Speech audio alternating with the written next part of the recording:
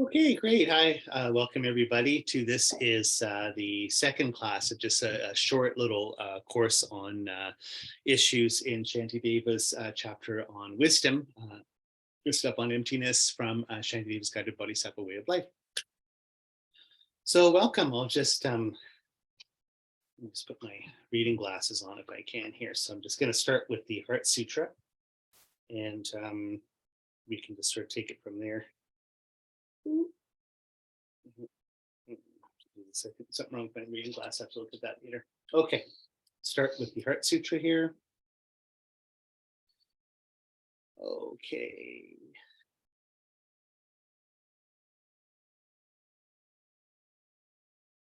And here we go. Homage to Professor Wisdom, the Blessed Mother. Thus I've heard at one time the Blessed One was dwelling in Rajgir and Mass Vulture's Mountain with a great assembly of monks and a great assembly of nuns and bodhisattvas. That time the Blessed One was absorbed in the concentration of countless aspects of phenomena called profound illumination. That time also Skrivalavishvara, the Bodhisattva of the Great Being, was looking perfectly the practice of profound perfection of wisdom, looking perfectly also the five aggregates being empty of inherent existence. Then to the power of Buddha, Venerable Shariputra said to Skrivalavishvara, the Bodhisattva of the Great Being, how should a son of the lineage train who wishes to engage in the practice of profound perfection of wisdom? Thus he spoke, and Skrivalavishvara, the Bodhisattva of the Great Being, replied to Venerable Shariputra as follows.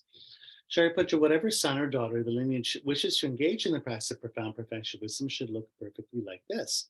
Subsequently, looking perfectly and correctly at the five aggregates being empty of inherent existence.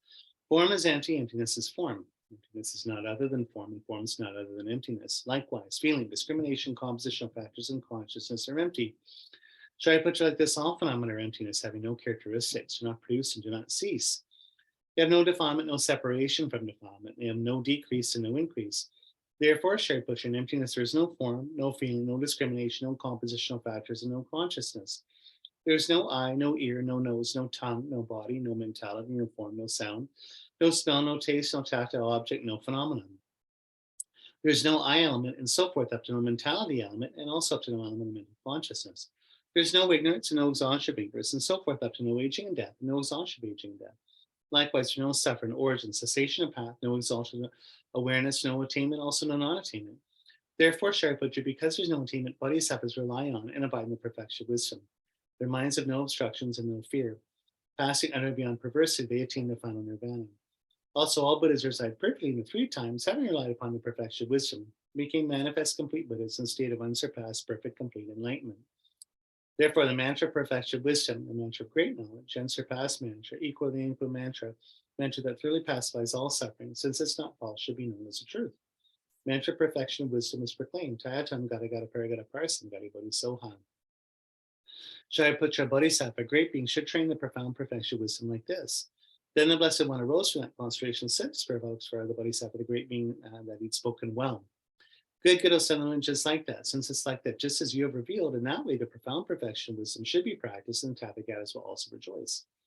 And the Blessed One had said this, Venerable Shariputra, Skrivalavishvara, the Bodhisattva, the great being, the entire circle of disciples, as well as worldly beings, gods, humans, demigods, and spirits, were delighted and highly praised what had been spoken by the Blessed. Okay, so we'll just do one little exercise of 9-point breathing. So again, you can close your nostrils for it, or you can just visualize the inhalations and exhalations up for you. So of course, 3 sets of 3 breaths. First 3 breaths, breathe in through your left nostril, out through your right, getting rid of desirous attachment. Next 3, breathe in through your right nostril, out through your left, getting rid of anger, reactivity, frustration, so forth. And 3 deep breaths, inhalations and exhalations through both nostrils, and just hold the final inhalation just at your navel before you release in a relaxed way.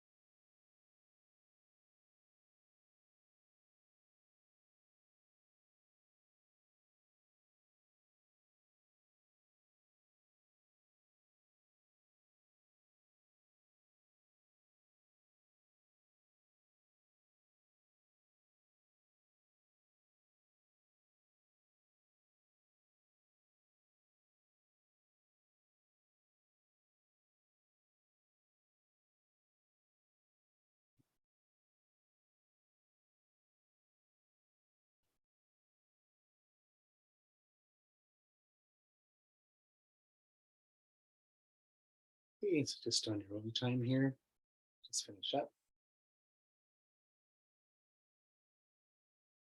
We can slowly start with our meditation here. Gyema, so we can just visualize that we're seated in a wide open space and ground like lapis lazuli, and we have a beautiful sky above us, sort of beautiful cloudless sky. And the ground's again like lapis, smooth to sit on, beautiful, warm, comfortable. And we ourselves are surrounded by all sentient beings, so we can just feel that we've got the people closest to us, sort of karmically, and then we sort of fan out from there. So our mother on our left, father on our right, people we love the most to support, people we like the least or have issues with. In front of us is objects of care and compassion and healing. And moving up from there, just everybody at work, our neighborhood, our town, our country, and so forth, to people from all over the world without exception, from all different countries and backgrounds and so forth.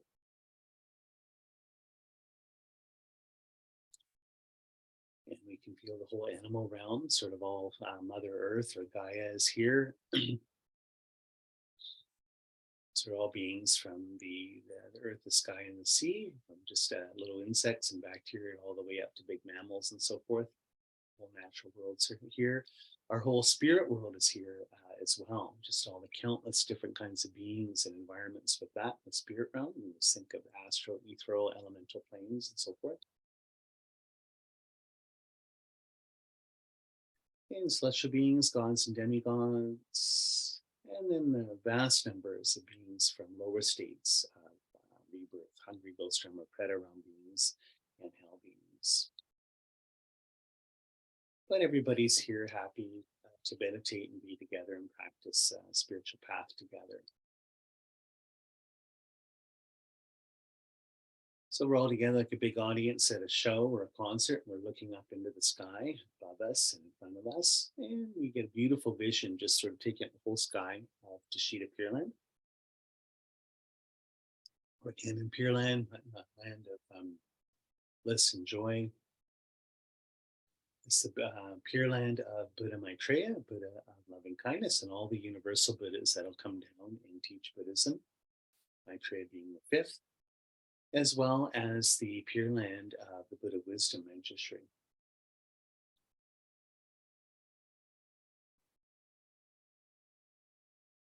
So we look at this beautiful Pure Land and see mountains and lakes and forests. It's just gorgeous.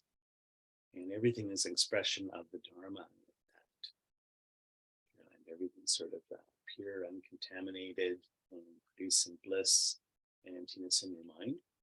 And then just the main part here, we're looking at just sort of the center is kind of the little, it's almost like university town.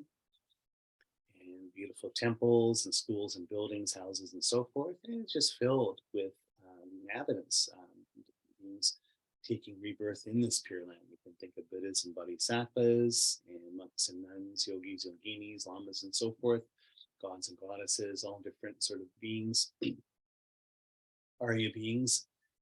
And then the center, just beautiful, big temple. We can just think sort of Manchu architecture, and a big pagoda there. And in this sort of cathedral is Buddha Maitreya. So the doors open, we can see, and he's seated on a throne, like a person sitting in a chair, and he's got a beautiful golden energy body with beautiful silks and a crown, while holding the mudra at his heart of turning the wheel of Dharma, and two white lotuses blossom around the ears. If you'd like, you can put on them the golden bumper meditation vase and the 8-spoke Dharma chakra, if you like, as well, and the lotuses. And then on our left or his right is the founder of the old Kadampa tradition, Atisha Dipankara Vijnana, who's beautiful, most famous monks of the 11th century in India, from West Bengal, where Bangladesh is nowadays. And he's in lotus position. Again, his hands are in the turning of Dharma. He's wearing the 3 robes of monk, yellow pants, cap. He has a little golden stupa beside him. He's teaching Dharma. And then on the other side, founder of our tradition, the 1400s, Tsongkhapa, the New Kadampa tradition. This is how we usually visualize him. If you robes a monk, yellow pants, hat. This is on our right, or Maitreya's left. And he's got the turn wheel of Dharma, Mudra's heart, holding two white lotuses. On his left, that lotus has the Prajnaparamita text in 100,000 lines. And the other one has a flaming sword. It just feels just kind of like Buddha Maitreya's lineage from him to Atisha to Tsongkhapa, and then down to us here on Saturday morning meditating together. This is a lineage here. So Pure Land of Maitreya, Pure Land of the Buddhas is coming into our own hearts today. So now looking again at Maitreya's heart, it suddenly appears beautiful golden, made out of energy, eternal knot, that then instantly turns into white clouds. So they say like her, it's kind of like whipped cream or so, like super fluffy and white. And on it is Tsongkhapa again, this time with his two heart students on nine thrones, lotus, moon, and sun seeds. And they're in lotus position, and Tsongkhapa has the turn wheel of Dharma, Mudra at his heart, and Japa Gyatso on his, our left or his right. Again, has a little Dharma text his lap, and it has a teaching Mudra, that's finger touching the thumb of his heart. And on the other side, our right, or Tsongkhapa's left, is his other student, the third Ganden, well, second Ganden throne holder, the third person to take over after Tsongkhapa into Parinirvana, Gedrupche. And he's in the same form here. He's got a little Dharma text in his lap and teaching Mudra at his heart.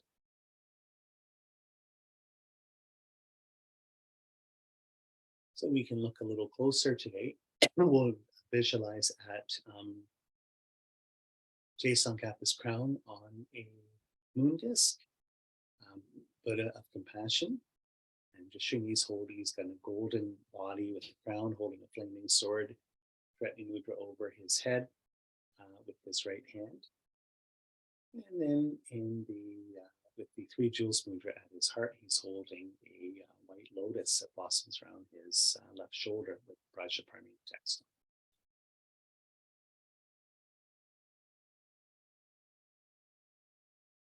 And then at his throat on a red lotus is Buddha of compassion.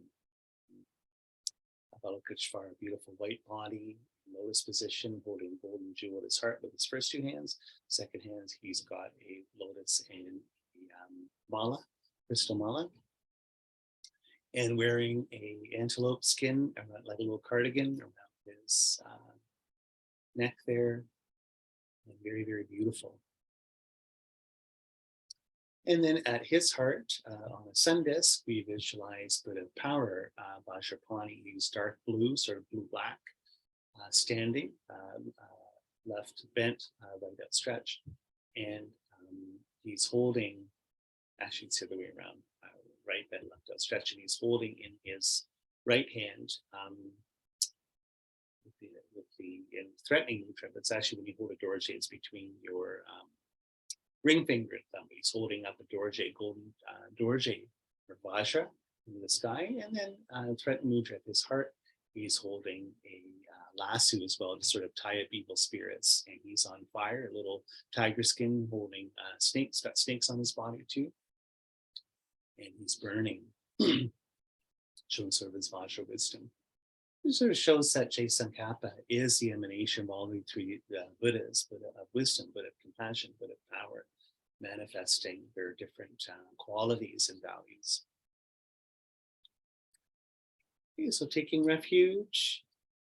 I take refuge in Buddha, Dharma, and Sangha until I attain enlightenment. By the merit accumulated from practicing generosity and the perfections, may I attain enlightenment or the benefit of all sentient beings. I take refuge in Buddha, Dharma, and Sangha until I attain enlightenment.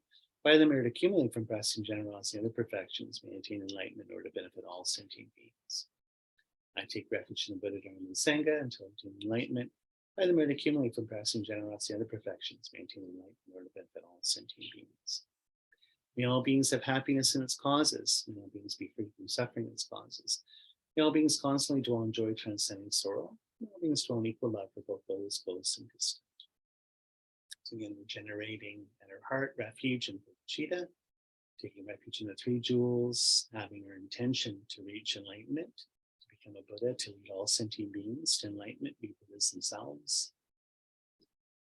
And we're slowly opening our heart with love, compassion, joy, and equanimity. We want all beings to be happy. We want all beings to be free from suffering. We want all beings to know joy and bliss of nirvana. And we want all beings to have equanimity, to be sort of always caught back and forth the dilemma of anger or attachment. When we're pushing people away or pulling people towards us, but we want all beings to sort of be open, caring, and friendly with one another.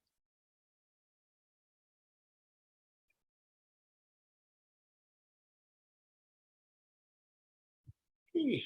Inviting hundreds of days of joyful land, Gyema, inviting merit field, Tsongkhapa and his two chief students. From the heart of the protector, the hundreds of deities to the joyful land, to the peak of a cloud was like a cluster of fresh white curd. All-knowing Lo Sindrapa, king of the Dharma, please come to this place together with your two chief disciples. Space before me in the lines from lotus and moon, the venerable grows smile with delight. Supreme field of merit from my mind of faith, please remain for 100 aims to spread the teachings. So at this point, like I say, when we make that invocation, just like rolling out a yoga mat or a carpet, the clouds start to unfold from Maitreya's heart, bringing Tsongkhapa and his two students closer to us. So if we're all sitting here together, all sentient beings, it's just almost like little cranes coming down and bringing the three gurus in front of us. So when we look up, they're quite close to us. We can just feel they're just in the space above us here. And then just like a long line of clouds to Maitreya's heart. It's kind of like the yellow brick road to Oz here. It's the white cloud road to the heart of Buddha Maitreya. Buddha, loving kindness in this pure land. So we can see Japa Gasso and Kidrupche, and we can see Tsongkhapa with the three Buddhas at his crown, his throat, and his heart. Beautiful golden energy, white energy, blue energy there. Those Buddhas at his three places. Okay, settle in prayer. Your minds of wisdom realizing the full extent of objects of knowledge. Your eloquent speech is the ear ornament of the fortunate. Your beautiful bodies are ablaze with the glory of renown. I prostrate to you, whom to see, to hear, and remember so meaningful. Pleasing water offerings, various flowers, sweet smelling incense, light, scented water, and so forth. A vast cloud of offerings, both set out and imagined, I offer to you, supreme field of merit. Whatever non-virtues of body, speech, and mind I've accumulated since time without beginning, especially transgressions of my three levels of vows, with great remorse I declare each one from the depths of my heart. In this degenerate age, you still for much learning and accomplishment. Abandoning the 8 worldly concerns, you made your leisure and endowment meaningful. Protector from the very depths of my heart, I rejoice in the great work of your deeds. From the billowing clouds of wisdom and compassion, the space of your enlightened minds, O venerable holy gurus, please send down a rain of vast and profound dharma, appropriate disciples of this world. May your Vajra body, created from the purity of clear light, free the rising and setting of cyclic existence, but visible to the ordinary viewer only in its unsubtle physical form, stand unchanging without waiting until samsara ends. Through the virtues I've accumulated here, may the teachings of all living beings receive every benefit, especially in the essence of the teachings of Lama Tsongkhapa shining forever. Now holding the mantle at our hearts here, purified universe, bring that up to Tsongkhapa and his two students and Maitreya, so we can see the sort of purified Vedic universe of Mount Meru, 4 continents, 8 subcontinents, all precious substances of a world ruler, all beautiful things held at our hearts here. This mandala is built on a base resplendent with flowers, saffron, water, and incense, adorned with Mount Meru, the 4 lands, sun, and full moon. By offering this pure mandala assembly Buddhas here before me, may all living beings experience pure happiness and be reborn in pure lands. The objects of my desire, aversion, and ignorance, enemy, friend, enemy, and stranger, my body and all possessions, these I offer without clinging for your enjoyment. Please bless me and all living beings to be released from the 3 poisonous minds. I send forth this jeweled mandala to you, precious gurus. Om and Emperor.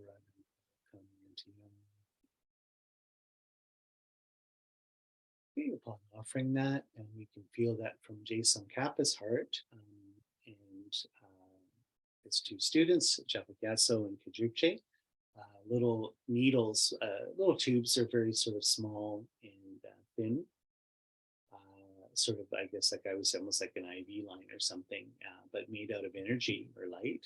And they come from each heart, they join into one, into our crown. So it's like a little straws coming down into our crown chakra. So we're sort of have a hollow body here, so it's going to fill us up with nectar. Like I was an example that there's a little honey, the Billy Bee honey thing, where it's the plastic bear and you can fill it up with honey. So it's kind of like our body's empty like that, and then we're getting filled up with beautiful honey, nectar, energy from these Buddhas.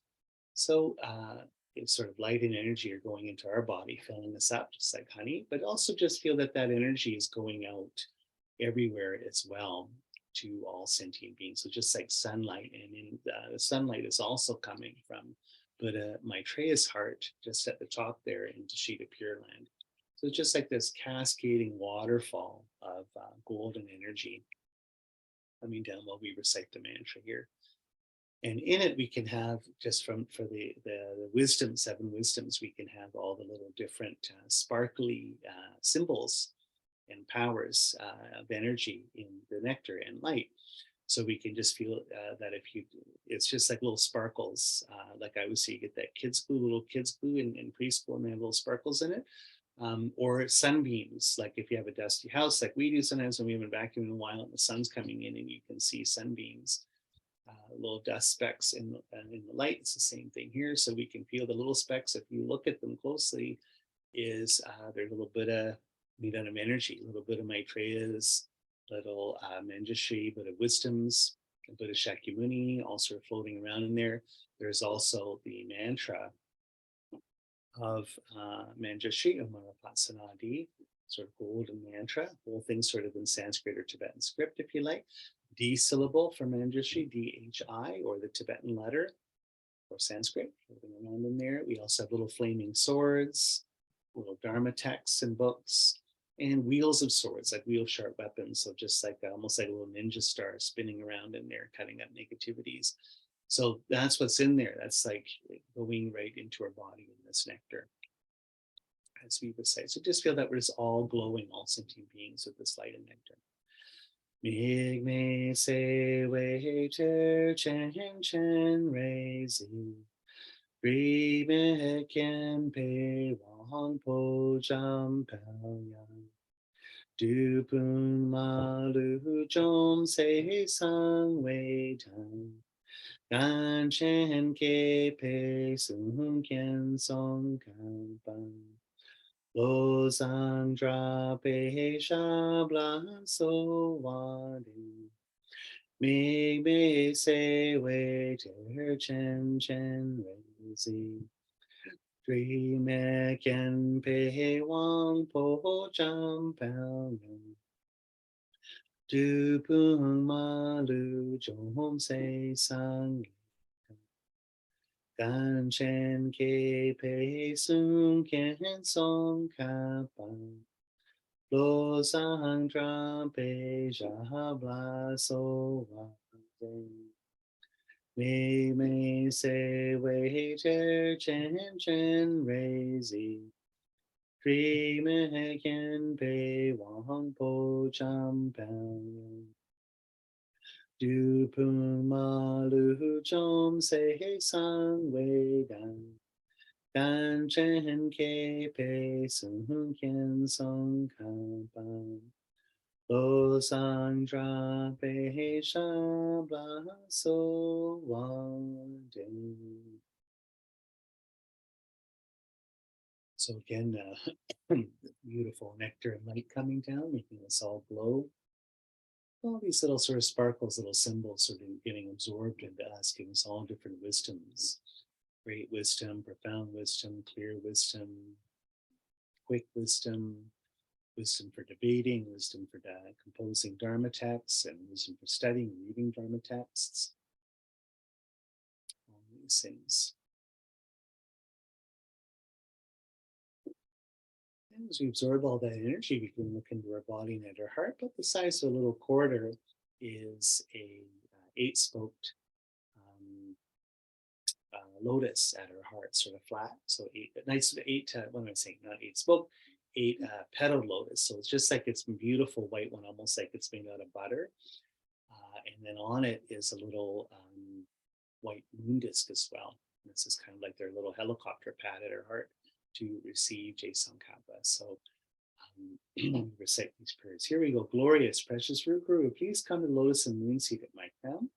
In your great kindness, please remain with me and bestow upon me the blessings of your body, speech, and mind. Glorious, precious Root Guru, please ascend the lotus and moon seat at my heart. And in your great kindness, please remain with me. Please grant me the common and supreme realizations. Glorious, precious Root Guru, please remain on a lotus and moon seat at my heart. In your great kindness, please remain with me. Please remain to achieve the essence of enlightenment. So with this, we just feel that everything starts to melt into light. So we can feel that the sheet of Pure Land starts melting the golden light, dissolving into Buddha Maitreya. It becomes like a big ball of golden energy, like the sun, and starts coming down towards us. So he starts dissolving all the clouds and then melts into Tsongkhapa. And Japagets and Kejupte melt into sort of balls of golden light like little suns and dissolve into Tsongkhapa. Now the rest of the clouds and his lion throne and lotus moon sun seats melt. So it's just him floating in the sky. And just with the three Buddhas at his three places there, crown, throat, and heart. And now it gets really, really small, starts to sort of shrink down, about the size of a sunflower seed. Again, it's just like a little piece of gold shining in the sky here, little, or like a topaz, yellow topaz jewel. And he comes to the crown of our head, about a foot above us, turns around, the same direction, slowly descends, enters our crown chakra. He's made out of light, so we can enter that. Descends in our central channel, and then ends right in the middle of the moon disc on the eight-petaled white lotus at our heart. And when he lands there, we can just feel that that closes up, just like the flower closes at night, like a tulip, lotus closes. And we got two mantras there. The top one is the made in sort of golden light, Amara-Patsanadi Manjushri mantra. And below it, going counterclockwise, is Tsongkhapa's short mantra, Om Adhara Vajradhara Samana Kirtisi.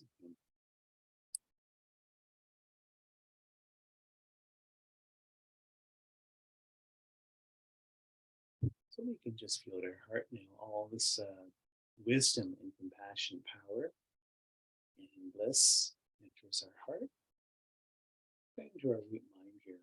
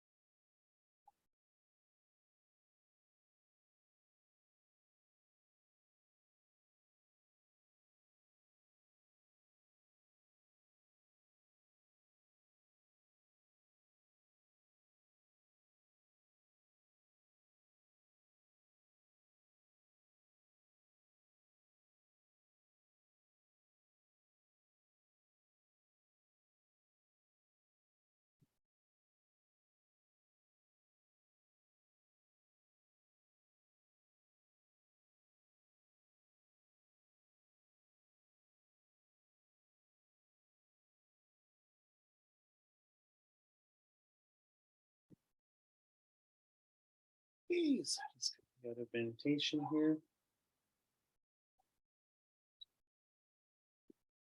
Okay.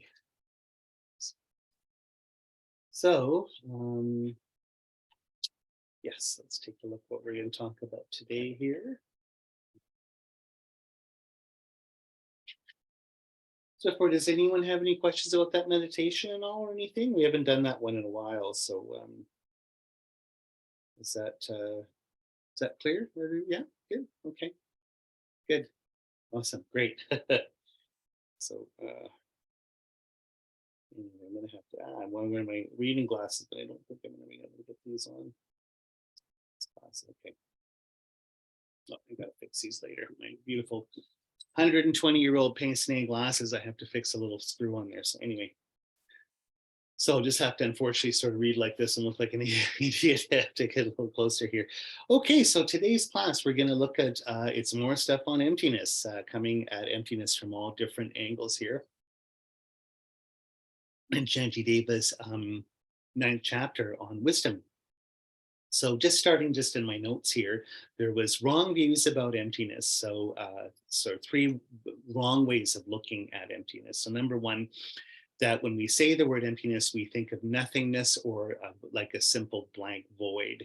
2, emptiness being the absence of things. In other words, that things aren't there at all in any respect.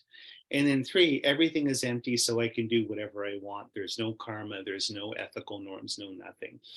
So, we might laugh at these things and go, oh, who could believe any of this? But these are actually, even in my own lifetime in Buddhism over the years, I've seen different permutations of these things. Usually, I think now people just culturally in the West and the world, people's understanding of Buddhism, even from a scholarly point of view, is getting better and better. And so I don't think these kinds of views are as common anymore, these kinds of mistakes. But certainly when I started, like I'll never disrespect my first teacher, who was a professor at university. If it wasn't for him, I wouldn't be Buddhist. This is over 30 years ago. But he would always say that emptiness was nothingness. And he'd say, we have to become one with the nothing. And I remember even like, not that I knew anything about Buddhism, I thought, wow, that's kind of wow. What do they mean by that? So they talk about, if you get, for instance, in the 19th century, one of my favorite philosophers, of course, Nietzsche, has parts where he's critical of Buddhism, where he, of course, whatever, it's in the 1870s in Germany, people just didn't have access to the material. And he was, his access to Buddhism was from Schopenhauer, the greatest German philosopher of the 19th century. And of course, some of the stuff was being translated then, but he would say that nirvana is nothingness, it's a complete extinction and annihilation of everything. Well, that's not what it is, but that was quite common. People used to think that. And even sort of in more the Buddhism and Zen Buddhism you got in the 1950s and 60s, people would say things like this, that emptiness just means nothingness. Now, in the old translations that you get, sometimes emptiness was presented as voidness, as the term voidness, rather than emptiness. And again, that seemed to connotate in English for people some kind of substantial, inherently existing nothingness, right? So anyways, as you can see, it's all about how you translate things and how you get clear on concepts. So emptiness, of course, is not just like nothingness or void. And emptiness, of course, the second mistake is not an absence of things in that they quote unquote aren't there. Because of course, emptiness always comes with conventional reality. Emptiness is empty of something. Means it's empty of something. What is it empty of? Of impossible existence, or it is the lack or emptiness of inherent existence, or things being separate from one another. So it implies that there's actually things that do exist. Conventional reality, things exist in a relative way, they just don't exist in an impossible way. So when we say empty, we're not saying that there's absolutely nothing anywhere at any time. It's just what we're saying, that the things we have in front of us and all around us themselves are missing something that we've put there that they've never had in the first place. Okay, so that's sort of the second idea, that emptiness of things means an absence of things that they were never there in the first place. That's the second mistake. And then of course the final mistake is that because things are empty, there is no karma, that in the big picture everything's the same, all one taste, doesn't matter what you do. Because of this, there's no ethics. This is ironically the position I might have mentioned before in India about 2,000 years ago. There was a very popular sort of philosophy, Charvaka materialism. What they said is basically analyzing things. If we can't find any causal link between things, if we can't find a nature to things, then things are empty. But what we draw from that basically things are just raw, brute material with no soul, no nothing.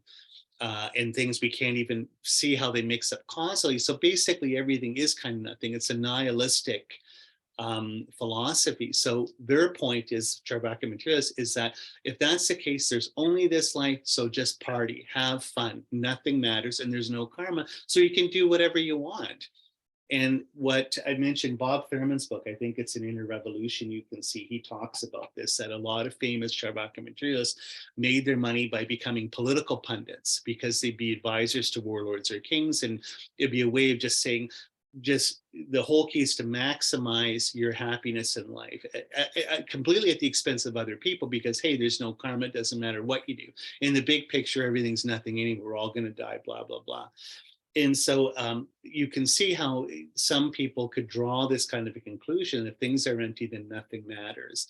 This, as much as I love beat poetry and everything, you had certain elements in that kind of culture that sort of got into Zen Buddhism in the 50s, where they said, everything is empty, and so let's just lose ourselves through partying and drinking and taking drugs and this kind of thing, and and there isn't any sort of an ethics associated with that.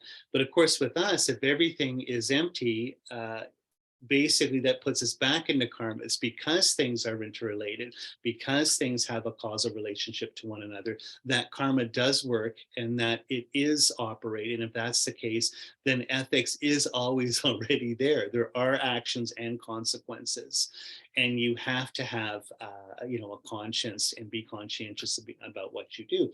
So our great Buddhist master and great guru, Guru Padmasambhava, always says that, my view is as vast as the sky on emptiness, and my attention to karma is as fine as flour. It's because I see everything's being empty that I'm instantly in the world, making choices and enacting their consequences. So there you go, the three sort of mistakes, sort of the wrong views of emptiness there. Okay, so looking at another thing here is you get Shantideva talks about the different schools of emptiness, or the different, this is sort of, we'll be coming back to this in the future. This is sort of a long discussion, but this is an interesting point to make about emptiness too. So there's four main schools I've mentioned before. So in India, like at the time, this is sort of later in Tibetan Buddhism, over the last 1,000 years, you have all these, in the four different traditions, all the different Khenpos and Geshes and scholars are grouping these different views on emptiness from the classical Indian period into four main schools. But I don't think in India, necessarily there were these four schools, almost like political parties, Republicans, Democrats. Oh, you're a Chittamandra person. Oh, you're a Sautrantika person. It's just like different views that you got in the Buddhist literature, right?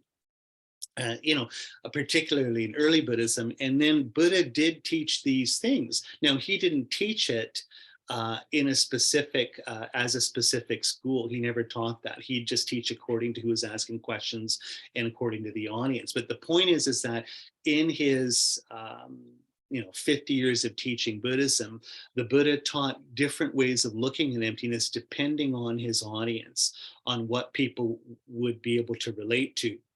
So the sort of first of the schools, the understanding of emptiness is a little bit more superficial or coarse or easy to get. And then by the time we get to the middle way consequential school, the Prasangika school, it's more subtle. So the thing what I like about these four schools is they're actually what you would call, like in Hegel's philosophy, dialectical, in the sense that each of the four schools leads to the next school in kind of a process. In other words, each school has a way of looking at emptiness as a way of solving a problem with perception or how things exist or ontology. And the fact that that solution isn't complete or itself has a problem ends up leading into the next school, which is the solution to that problem. So it's kind of like an inner articulation, almost like a fugue, or an inner complexity that's self-articulating, you could say a little bit. So when we're starting with the Vaibhashika school, one view of emptiness, as we see that that moves into the Satrantika school, the mind-only school, and finally the middle way school, your understanding of this is getting deeper and deeper and deeper, and also more subtle and more complex, but it's also solving problems along the way as you're going down, right? So that was taught, like if you got your Geshe degree, it's the same thing where you're taught the lower schools first, and by the time you're graduating, you're in the higher schools, it's sort of leading you along the way to a more subtle understanding of emptiness. Now we say that the real concept of emptiness, or the real understanding of emptiness, is the Madhyamika Prasangika way. And in particular, that's the only view or understanding of emptiness that works with Tantra. But all of them take you somewhere. All of them take you towards nirvana. All of them help. All of them are therapeutic. All of them are great. It's almost like a difference in medicine or efficacy or power. So what's interesting is the first three schools, the Vaibhashika or Abhidharma school, Satrantika school, and the mind-only school, Chittamatra school, they call them functionalist schools. Okay, so another definition of what it means to exist in Buddhism is that what it means to exist is if it can perform a function, if it can do something. So if something can do something, it exists. How things exist around us is that they're doing something. They're in a causal network, they're producing effects. So when I look at an acorn, why does it exist? Well, it's going to produce the effect of a tree. It's going to do something. It's going to be something, right? It's kind of interesting. So what these three schools say, which is interesting, is that they say if things work, if things produce something, if they have a function, they must exist. They must have an inherent existence. Because if you see their understanding of emptiness is different here. If they don't have an inherent existence, they don't have some kind of ontology, some kind of nature, then they wouldn't be able to link up with other things. They wouldn't be able to perform something. They wouldn't be able to do something, right? So it seems straightforward. To exist, you have to be something. And to be something, it allows you to do something. But the middle way school, the highest form of sort of the view of emptiness, so to speak, says that the real nature of emptiness lies between the two extremes, between something existing and something not existing.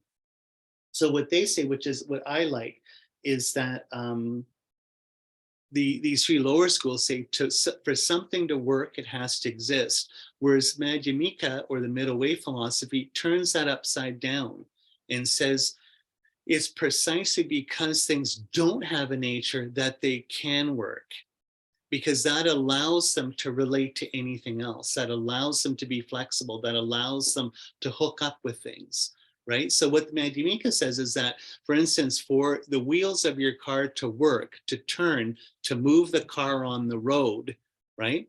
If they have a true nature, it means that if they have a nature, it has to be unrelated to other things. The wheel wouldn't touch the road and the car wouldn't work. You see, so Madhyamika says precisely because the tires don't have their own existence, they can be in a relationship to something else. They can touch something. Isn't that kind of interesting? So that's what I like. It's in a lot of ways sort of a counterintuitive move here compared to the three lower schools of emptiness. Is the lower schools of emptiness will say something very, very straightforward and very intuitively right. Well, for something to perform a function, for something to be able to perform causally, it has to exist. It has to have some kind of inherent existence, some kind of nature to it. And the Madhyamika school, what we're looking at, emptiness, no, it's because things are empty and don't have a nature, that again, they can perform a function. So in other words, out of emptiness comes conventional reality, comes causality. Causality has to work because it doesn't have an inherent existence. It doesn't have a nature. Anyway, I think that's really, really profound. I mean, maybe I get too excited about this kind of stuff, but that's the point that I wanted to share with you guys on that. It's kind of an interesting thing. So in a lot of ways, you can do your own little bit of homework here by seeing that if things are related to other things, they themselves can't have a nature.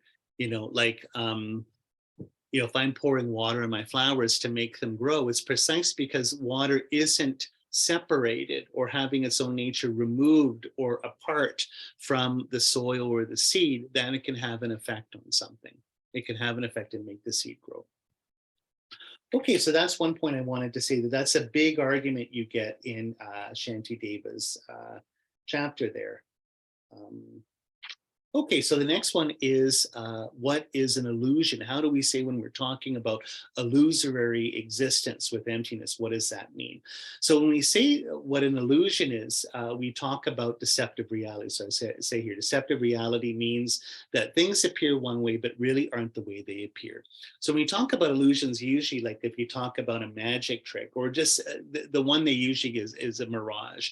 In other words, when you're driving on the hot highway in the summertime, you're going to Kelowna or whatever, or whatever, Southern Ontario, where it's like really sort of hot and humid stuff. You can see the illusion of a mirage. It looks like water on the highway. And then, of course, once you get to it, it disappears. There's no water. So sometimes, depending on the weather, you'd be like, oh, wow, is there water? Is it raining? Is it flooding? Is there something on the highway? Maybe there's a river's gone over the highway. Oh my God, I'm going to drive through it. Then it's like, when you get to it, it's like it disappears. So it's an illusion. In other words, it looks one way, but really isn't that way. It's another way entirely. So when we talk about conventional reality or things existing and being empty, we say that nothing has a nature from its own side. Each object's nature is conceptualized in your mind, but we think that things radiate their nature, but in fact that they don't. So things are like an illusion. They appear to radiate their own identity, but actually do not. So the way it looks and the way it is are not the same. Okay, so basically things appear when we look around us, things appear to be separate from us. Things appear to be unchanging, inherently existent, standing apart from us, substantial. Things appear that their nature, what they are, has nothing to do with how we see them, how we perceive them, how we conceptualize them, how we think and talk about them. They appear to exist that way. But when we analyze that, with our emptiness meditation or anything else, we see that that's not the case. Things are impermanent. Things are always changing. Things are dependent arising because not just on a gross level, they're put together. Like my mala isn't just one thing. It has a string. It has different beads. It's a whole bunch of different things that make up one. But also more than anything, that this is dependent as mala by how I label it and think about it. So for me, this is my prayer beads. But for other people, they see it, it's a necklace. Matthew wears a necklace. That's his wood necklace from this. And of course, like Ishmael Roach would say, when I have this, my mom's dog would start pulling on it. And then it's the pull toy, it's the tug of war. And he'd probably break, the border collie would probably break my mala or whatever. Or a squirrel might think when they see it, this is nuts. The little, I'm going to put that in the tree. I'll eat that later or whatever, right? Of course, they're just pieces of wood. So the point is, things appear separate from all of those perceptions or concepts. This seems to be a mala, no matter who sees it, no matter what happens to it. It seems unchanging, but we know that actually that's not the case, that it's dependent on all these other factors to make it what it is for us. So that's why it exists in a quote unquote illusory way, is it appears one way, but really its nature is another. So that's why I said, like last week, just in the recording, as I said, that's how we know what level of reality we're working at. When we're working with conventional reality or things around us, everyday things, they appear to be one way, but really that they're another way. Their nature is different than how they appear. And that's why it's like an illusion. But on an ultimate level, when we talk about emptiness, how it appears and how it is exactly the same. So there's no separation, no difference there. It's the lack of inherent existence, it's an absence, and that's what it looks like when you're meditating on it. When it appears to you, when you have experience of emptiness, how it appears and how it is the same thing. Whereas with us looking around how everything looks to us, as separate on the other side of us, unrelated to us, unrelated to everything else, is not how it is. Now, what's the more profound understanding? We can see that, I put here, your eyes see colors and shapes, and your mind makes them into a picture in your mind. And you mistake that picture in your mind for what's out there. In other words, you watch pictures in your mind, thinking that those things are really out there, independent of you conceiving of them. Of course, from the middle way, Madhyamika Prasangika way, we say that basically this being a label on a base, we are seeing our picture concept or image of what this means as a mala. But it, like I say, it appears that this mala exists independent of that process. It doesn't seem to me like it's just a picture in my mind, a concept. It seems that this is always already a mala, and that everyone will see it the same way. It'll always be this way. It's kind of like, does the tree make a sound if it falls in the forest without not anybody there? This appears to be a mala, even if everyone leaves the room. If everyone dies on planet Earth, somehow this left alone in an empty field 10 million years from now would still be a mala. But it's not. It's dependent on who's perceiving or conceiving it, right? So the more profound definition of illusion here is I put the direct, so I put the direct perception of emptiness. After you see this and come out of it, deceptive reality reasserts yourself to your mind. You know that the perception of seeing things as existing from their own side is wrong or inaccurate. Though you still see them this way, you realize that everything you're seeing is an illusion. It's illusion because you doesn't have any nature of its own. So what I just sort of conclude here, well, and this is actually interesting. I'll have to add to this right before we leave here. But when you have so we're just talking about now, like just us running around trying to be Buddhist and think about these things. But actually, when you become a stream enter, when you have a direct, real realization of emptiness. So you're on the path of preparation. You've got a mind of tranquil abiding. You're meditating on your intellectual understanding of emptiness, your inferential valid cognizer, so to speak. You have a correct generic image in your mind, and then pow, you go to the path of seeing. You actually, that falls away and you perceive emptiness directly. You have this transcendent moment that makes you an Arya or a spiritual being. You see emptiness directly. Now you're on your way out of samsara. When you come out of that experience, when you go from the path of seeing to the path of habituation meditation, in other words, when you come out of the experience, direct experience, non-conceptual experience of seeing emptiness, you come back into your life. So what do you see? You see things. Conventional reality comes back, but for the first time, you see conventional reality as it really appears, as it really is. In other words, you see it as an illusion. You see it just as an expression of your mind. You see that it appears separate from your mind, but you know it isn't, and you'll never be hoodwinked. You'll never be tricked. You will never think it's separate from you again.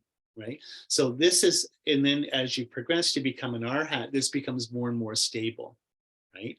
So this is a real sense of how things exist illusory. Like this is on a real deep, profound spiritual experience of that, is that you will feel that you're in the middle of a card trick or the middle of a hologram or a middle of a simulation or a middle of a computer program.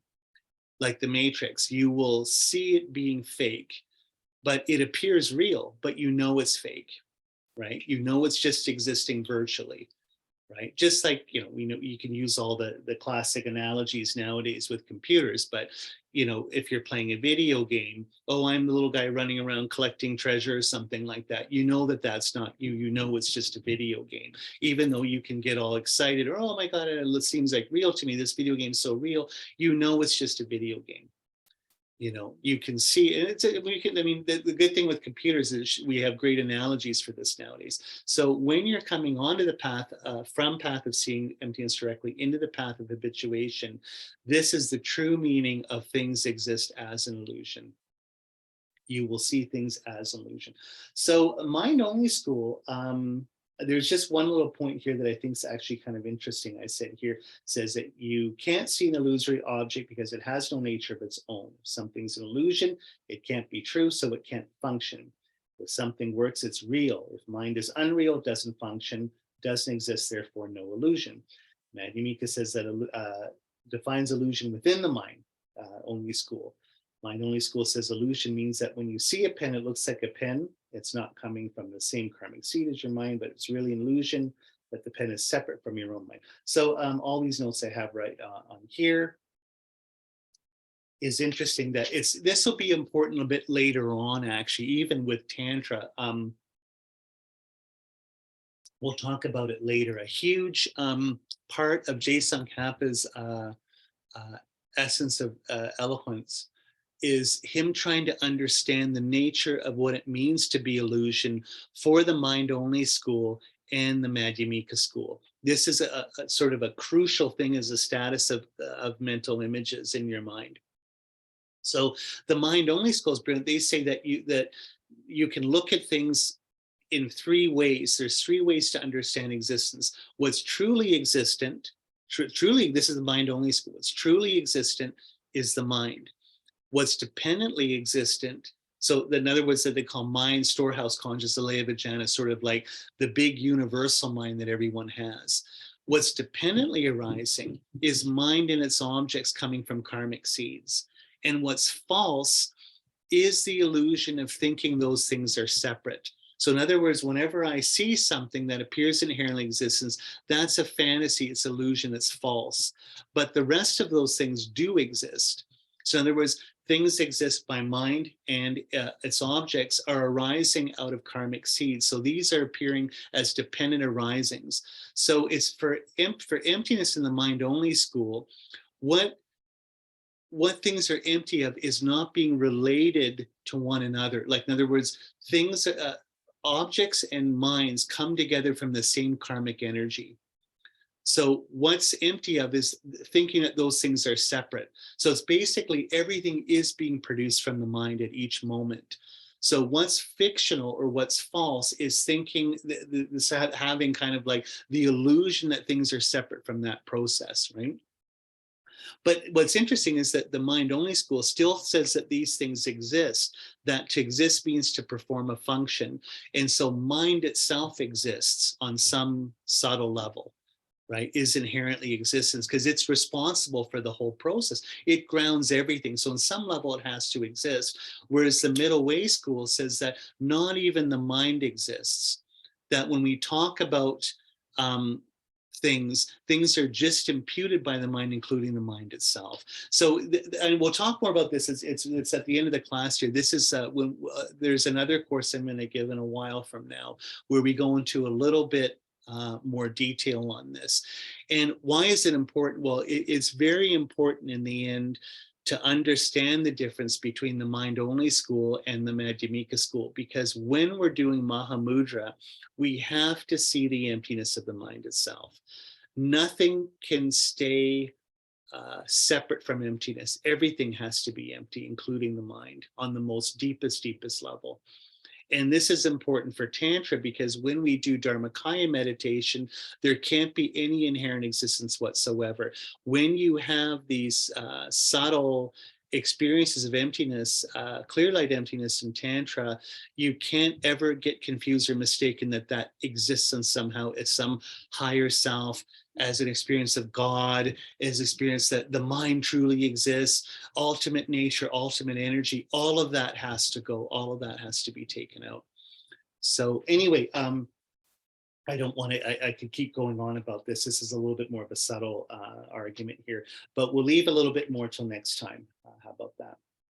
Okay, so thank you. This is, I know this is, if you read Shantideva's chapter, it's like this. It's very kind of nitty gritty, back and forth like a tennis match. It's like, does anyone know cricket? Does anyone watch cricket? I don't know cricket, but sometimes I have it on in London.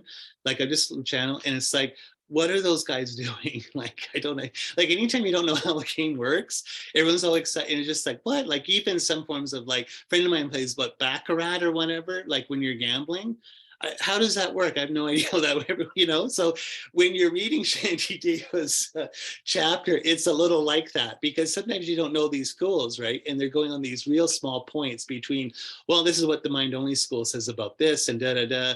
And you're just like, man, I have no idea what this is about. But it is important. This isn't how many angels dance at the head of the pin.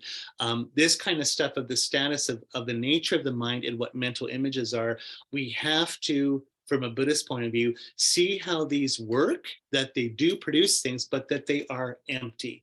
Because that's, particularly for Tantra, this is what's going to allow us to get enlightened. Otherwise, we're kind of stuck in samsara still, thinking that things truly exist. So it is important. This isn't just all egghead intellectual arguments. There is a point for this. It's the point of liberating yourself, right? So it is important. Anyway, any quick questions before we go, or is that's good? Hopefully, my old grade 2 teacher would always say clear as mud. Hopefully not too good. Okay, great. So let's dedicate it for there. Like I say, I'm going to be teaching the next 2 Saturdays before we go back to work. And I'm going to do one recording. So I'll put it as an email anyway for people. But technically, we'll be able to get done this course in the next 3 sessions, which is good. And then I've got another one I'm just preparing right now. So it's just like a little collection of some teachings on emptiness here. Okay, so thank you so much, everybody. And let's take a moment to dedicate this, all of our hard work and study.